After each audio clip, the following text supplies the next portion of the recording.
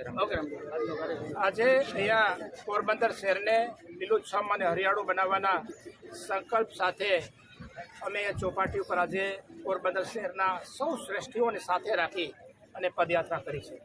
અને આજે બધાએ પોરબંદર શહેરની અંદર 10,000 કરતાં વધારે વૃક્ષ વાવવાનો સંકલ્પ કર્યો છે. મિશન 10,000 ટ્રીના સંકલ્પ સાથે અમે નીકળ્યા છીએ અને અમારે અભિયાનને તળિયા સુધી લઈ જવું છે અને 100% સક્સેસ રેશિયો સાથે 100% સક્સેસ રેશિયો સાથે ખાલી વાવી અને બીજે વર્ષે બળી જાય એ રીતે નહીં, પણ આ જેટલા વૃક્ષો વવાય એટલા તમામ વૃક્ષો છે એ 20 ફૂટના કરી આપવાની જવાબદારી સાથે સંકલ્પ લઈને અમે નીકળ્યા છે.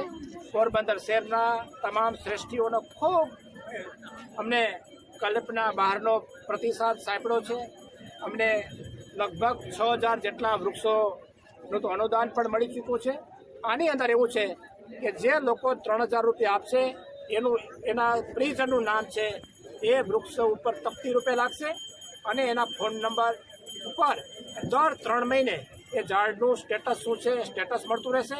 અને જો 1,500 રૂપિયા આપશે તો 1,500 રૂપિયાની કોઈ બીજી તકતી લાગશે અને તો 2 તકતી લાગશે. એને પણ 1,500 રૂપિયા જે દાન આપશે એને પણ એના વોટ્સઅપ નંબર ઉપર ઝાડ 3 મહિને કેટલું ગ્રો થયું છે એનું શું સ્ટેટસ છે એ બધું મળતું રહેશે.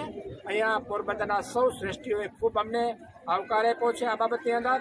અને રાજકોટનું વેલનોન ટ્રસ્ટ છે સદભાવના ટ્રસ્ટ, એને 3,000 રૂપિયાની અંદર એક વૃક્ષ વાવી ઉછેરી દેવાનું જવાબદારી સાથે એમની સાથે અમે એગ્રીમેન્ટ કર્યા છે.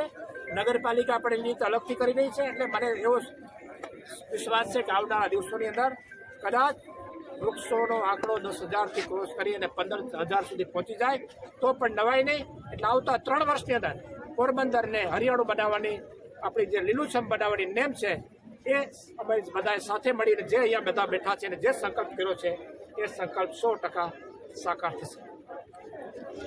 એક એનજીઓમાંથી ભરતભાઈ